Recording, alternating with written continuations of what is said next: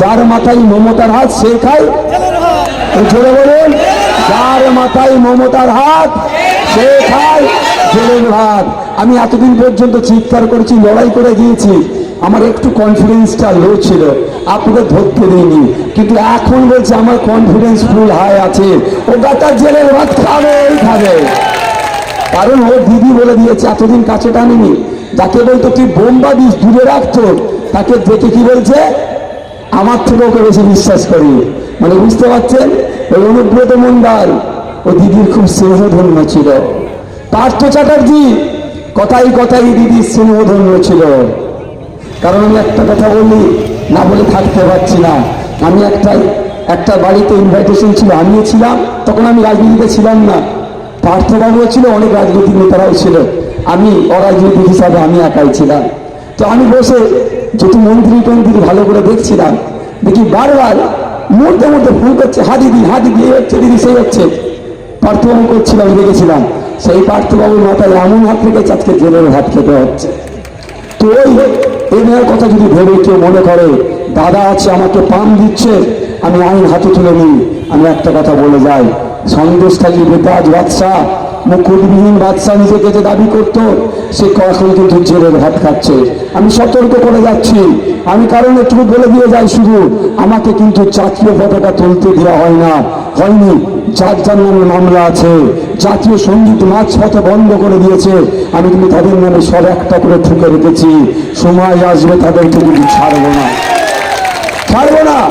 ভাবছে ধমকে চমকে মিথ্যা কেস দিয়ে কে নিজেরা আগুন লাগিয়ে দিয়ে আমাদের ছেলেদের নামে কেস দেবেন, পুলিশকে দিয়ে দৌড় কাটাবেন। আপনাদের উদ্দেশ্যে আমার বার্তা, দেখুন নওশাদ সিদ্দিকী 42 দিন জেল খেটে নিয়েছে, আমার ভালোবাসার মানুষেরা 420 দিন হাসি মুখে জেল খেটে নেবে। অসুবিধা হবে নাকি ভাই কারণ? তাহলে আমাদের জেল পুলিশের ভয় দেখালে হবে। আর আমি কলকাতা পুলিশের কাছে অনুরোধ করবো, আপনাদের সুনাম আপনারা বজায় রাখবেন, এই দুর্নীতিগ্রস্ত নেতাদের পাল্লায় পড়ে আপনাদের সুনামকে নষ্ট করবেন না। কারণ একটু শুধু বিষয় বলে দিচ্ছি, নওশাদ সিদ্দিকী কিন্তু সবাই সঙ্গে করে চলে, এটা মাথায় রাখবেন। নওশাদ সিদ্দিকীকে কিন্তু সবাই সঙ্গে করে চলে, কখন কোথায় কে ঠুকে যাবে তখন কিন্তু বিপদ হয়ে যাবে, কি কোন পদে আছে কিন্তু এটা মাথায় রাখবেন। আপনারা 2021 সালে আমাকে ভোট দিয়েছিলেন, আমি রাজ্যের আইনসভার মধ্যে গিয়েছি, জনগণের কথা বলেছি, মানুষের কথা বলছি। যেই ভাঙড়কে ওরা আরাবুল দিয়ে দেখাতো, যেই ভাঙড়কে ওরা কাইজারকে দিয়ে দেখাতো, সেই ভাঙড় কাজকে শান্তির ভাঙড়, রক্তদানের ভাঙড়, রক্ত দিয়ে মানুষের প্রাণ বাঁচানোর ভাঙড় আমরা গড়ে তুলেছি। তাই বলবো, এই আওয়াজটা এটা শুধুমাত্র পশ্চিমবাংলাতে সীমাবদ্ধ রাখতে চাইছি না। আপনাদের সাথে যে বঞ্চনার শিকার হচ্ছেন, যে অত্যাচারের শিকার হচ্ছেন, যে অভিযোগগুলো আছে, আমি যেমন রাজ্যের আইনসভার মধ্যে তুলে ধরছি, একইভাবে আওয়াজটা দেশের আইনসভার মধ্যে তুলে ধরার জন্য আপনাদের বলবো, এই 1 তারিখ আসছে, সকাল সকাল যাবেন ইভিএম মেশিনের 7 নম্বরে খামচি নিয়ে বোতাম টিপে ভোট দিয়ে পার্লামেন্টে পাঠাবেন। একদিকে রাজ্যের আইনসভার মধ্যে নওশাদ সিদ্দিকী আপনাদের জন্য সোচ্চার হবে, অপরদিকে দেশের আইনসভার মধ্যে নূর আলম খান আপনাদের জন্য চিৎকার করবে। মধ্যখানে আমরা জনগণ মিলে আমাদের অধিকার যদি না বুঝাতে পারে, সেটা আমরা বুঝে নেবো, আমরা লড়াই করে বুঝে নেবো গণতান্ত্রিক প্রক্রিয়া। তাই বন্ধুগণ, আপনাদের বলবো, অনেকে অনেক কথা বলবে, ভয় দেখাচ্ছে, আইএসএফের কর্মীদের বাড়িতে গিয়ে চমকাচ্ছে, ধমকাচ্ছে, মিথ্যা কেসের কথা বলছে। আমি একটা কথা বলে রাখি আপনাদের, শুধু এইখান থেকে বেশি দূর নয়, সন্দেশখালী চলে যান, এখান থেকে গেলে কতটা লাগবে? এখান থেকে বেশি লাগবে না। আজকে যে আহসানের কথাতে হয়তো কিছু পুলিশ উঠা বসা করছে, সেই আহসান সাহেবের উদ্দেশ্যে বলছি, শিবু উত্তমদের অবস্থা দেখুন, আপনাদেরই মতো হতো। পুলিশের কাছে গেলে পুলিশ বলতো শিবু উত্তমের কাছে যাও, সমস্যার সমাধান হয়ে যাবে। আর আজকে দেখুন, এই পুলিশই কিন্তু শিবু উত্তমের ঘাড় ধরে জেলের ভাত খাওয়াচ্ছে। তাও আহসান সাহেবদের বলছি, যারা আছেন শুধরে যান, রাজনীতির মতো করুন। আপনার বসকে কিন্তু অলরেডি সিবিআই নোটিশ পাঠিয়ে দিয়েছে, এটা মাথায় রাখবেন। বস যদি, আর একটা জিনিস আপনাদের বলে রাখি, যার হাতায় ভয় পাওয়ার জায়গা না, दिखाई এখানে सेंट्रल फोर्सेस কাছে, হ্যাঁ, सीआरपीएफ आ गया हम लोग के लिए। जो वोटर्स है, हम लोग यहाँ पे जो भांगड़ का जो वोटर्स है, तुम लोग बेफिक्र रहो, हम लोग के लिए, वोटर्स के लिए हमारा जवान सीआरपीएफ आ गया है। ये पंचायत इलेक्शन नहीं है, ये जनरल इलेक्शन है, देश का इलेक्शन है। सो यहाँ पे जो सेंट्रल फोर्स आए हैं हम लोगों के लिए आए हैं, हम लोग बेफिक्र होकर वोट डालेंगे। कोई एंटी सोशल हम लोग रास्ता में रोकेगा तो हम तुरंत पुलिस ऑब्जर्वर को कॉल करेंगे, उसके बाद सेंट्रल फोर्स आके उसके इतना धुलाई करेगा ना, पूरा जिंदगी तक उसका याद रखेगा। ভয় পাওয়ার দরকার নেই, সেন্ট্রাল ফোর্স আছে, কোনো অসুবিধা হবে না। যে ডিস্টার্ব করবে শুধু আপনারা, আমাদের যারা নেতৃত্বরা আছে, সাধারণ ভোটারদের বলছি, যাকে ইচ্ছা ভোট দেবেন, যে সিম্বলটা আপনার ভালো লাগবে ভোট দেবেন, কিন্তু ভোট দান থেকে যদি বিরত রাখার চেষ্টা করে আপনারা আমাদের জানাবেন, আমরা প্রশাসনকে জানাবো। প্রশাসন আছে এখন কলকাতা পুলিশ আর সেন্ট্রাল ফোর্স মিলে, তাই যারা এই গণতন্ত্র উৎসবকে ডিস্টার্ব করার চেষ্টা করবে তাদেরকে জব্দ করে দেবে। এটা কলকাতা পুলিশের কাছে একটা বড় চ্যালেঞ্জ, কারণ এই প্রথম ভাঙড় ডিভিশন হয়েছে, তারপরেই কিন্তু এই লোকসভা নির্বাচন হচ্ছে। কলকাতা পুলিশ কতটা পারদর্শী, কলকাতা পুলিশ কতটা নিরপেক্ষতার সাথে কাজ করে, সেটাও কিন্তু তাদের কাছে প্রুভ করার জন্য একটা চ্যালেঞ্জ আছে। একদিকে নটোরিয়াস ক্রিমিনাল শওকত মোল্লা আছে, আর একদিকে ভাঙড়ের বাসী থাকবে, কলকাতা পুলিশ জনগণের স্বার্থে থাকবে, নাই নটোরিয়াস ক্রিমিনালকে সহযোগিতা করবে, সেটাও কিন্তু পরীক্ষা করার জায়গা এই নির্বাচন। তাই বন্ধুগণ নিশ্চিন্ত থাকবেন, সকাল সকাল উঠবেন, তাই আপনারা আপনাদের ভোট কেন্দ্রে যাবেন, আইএসএফকে যদি ভালো লাগে ভোট দেবেন, তার পরিবর্তে অন্য কাউকে ভালো লাগে সেটা করবেন, আমি কাউকে না বলবো না।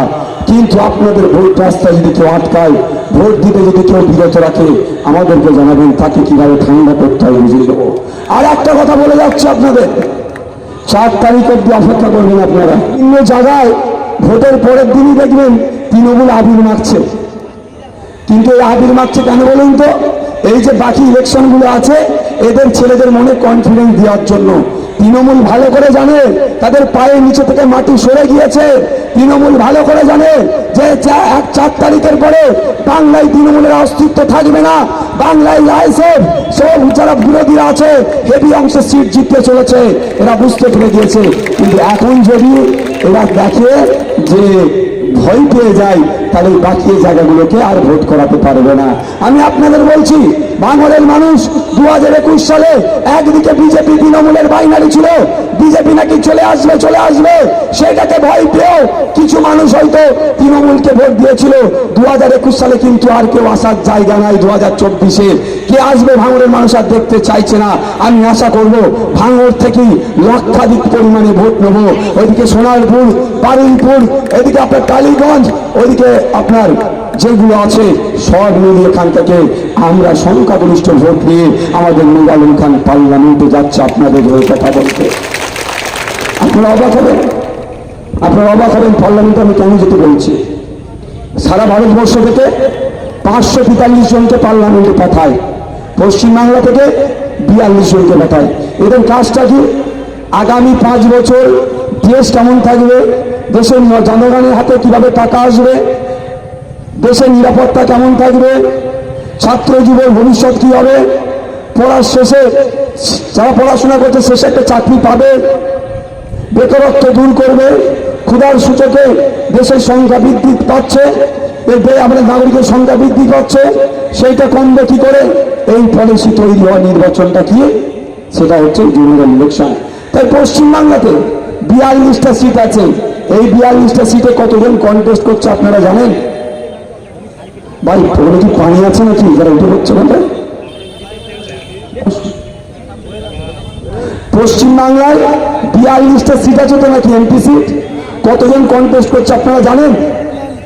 42টা সিটে 507 জন, 507, 507 জন মিলে এই 42টা সিটে কন্টেস্ট করছে।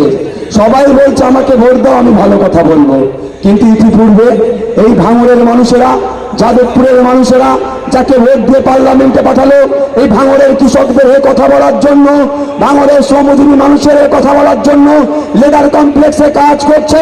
কারো যদি অসুস্থ হয়ে যায় সেই দিনের মাইনেটা কেটে নিচ্ছে, কারো যদি হাত কেটে যায়, কারো পা কেটে যায়, কেউ ক্ষতিগ্রস্ত হয়ে যায়, তার কিন্তু আর সে কাজের জায়গায় যেতে পারছে না বা ক্ষতিপূরণ পাচ্ছে না, অর্থাৎ লেবার কোড মেনে কাজ হচ্ছে না। এটাকে বন্ধ করার কথা বলছে, কিন্তু কেউ আপনাদের কথা বলেনি।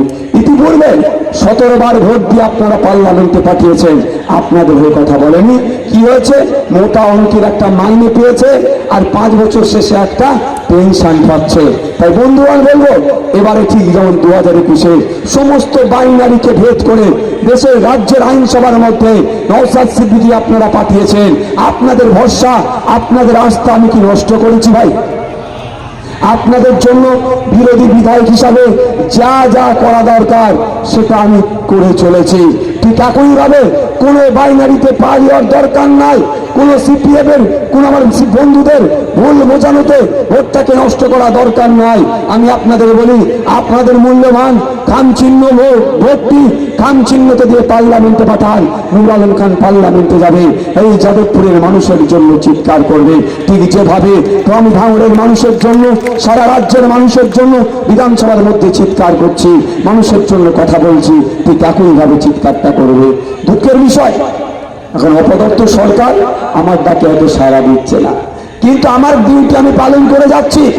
প্রশ্ন করতে পারে যে ভাইজান আপনি বাস রুটের কথা বলেছেন, বাস রুট দিচ্ছে না।